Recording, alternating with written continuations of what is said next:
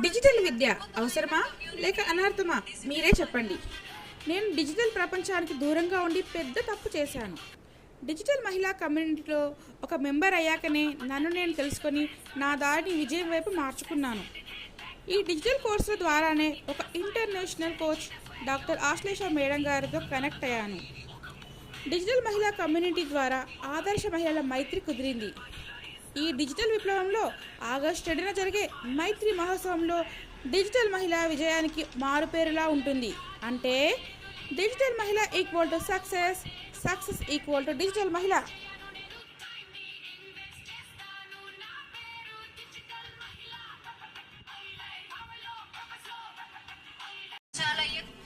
Digital విద్య అవసరమా లేక అనర్థమా? మీరే చెప్పండి.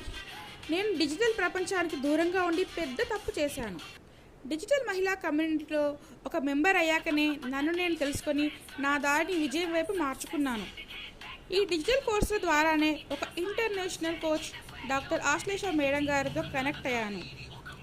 డిజిటల్ మహిళా కమ్యూనిటీ ద్వారా ఆదర్శ మహిళల మైత్రి కుదిరింది.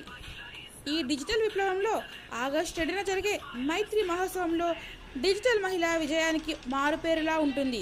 అంటే డిజిటల్ మహిళ equal to success, success equal to digital మహిళ.